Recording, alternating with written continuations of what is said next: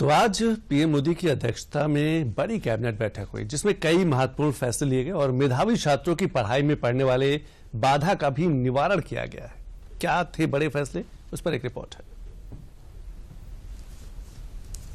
किया गया है कि फूड कॉर्पोरेशन ऑफ इंडिया को सिग्निफिकेंटली और स्ट्रेंथन किया गया।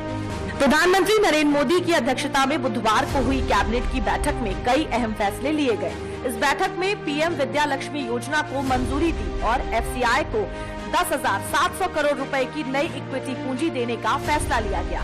पीएम विद्या लक्ष्मी योजना की बात करें तो 8 लाख रुपए सालाना आय वाले परिवार के बच्चों को 10 लाख रुपए तक के लोन पर 3% ब्याज अनुदान, 4.5 लाख रुपए तक की सालाना आय वाले छात्रों को पहले से पूर्ण ब्याज अनुदान मिल रहा है। 7.5 लाख रुपए तक के ऋण पर भारत सरकार 75% क्रेडिट गारंटी देगी। इस योजना के दायरे में देश के प्रमुख 860 हायर एजुकेशन सेंटर के 22 लाख से अधिक छात्र आएंगे। प्रधानमंत्री नरेंद्र मोदी की अध्यक्षता में हुई केंद्रीय कैबिनेट की बैठक में कहा गया, इस योजना का उद्देश्य मेधावी छात्रों को सहायता प्रदान करना है ताकि उनकी पढ़ाई में पैसा बाधा न बने। पीएम विद्या लक्ष्मी योजना राष्ट्रीय शिक्षा नीति 2020 का ही विस्तार है। इसके साथ ही अश्विनी वैष्णव ने बताया कि बैठक में भारतीय खाद्य नियम को मजबूत करने का निर्णय भी लिया गया। पिछले 10 वर्षों में फूड प्रोक्योरमेंट, फूड ग्रेन्स का प्रोक्योरमेंट सिग्निफिकेंटली बढ़ा है और एमएसपी भी कई गुने बढ़ी है। तो इसके कारण जो एफसीआई का ऑपरेशन, उसका स्केल बहुत बढ़ गया है।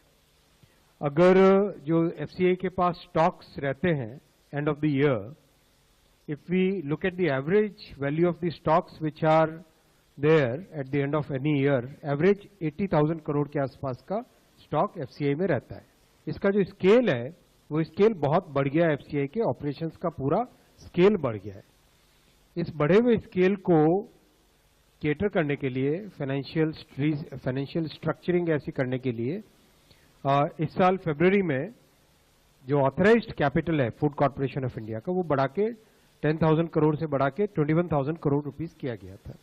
और आज कैबिनेट ने फैसला लिया है कि fresh equity capital 10,700 crore rupees का एफसीआई में इन्फ्यूज किया जाएगा।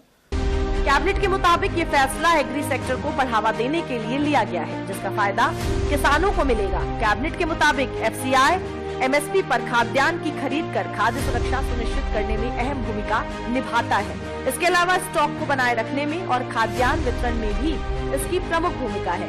इससे एग्री सेक्टर को मजबूत बनाया जा सकेगा और खाद्य सुरक्षा मिलेगी और इन कदमों में आखिर में किसानों का भी फायदा होगा।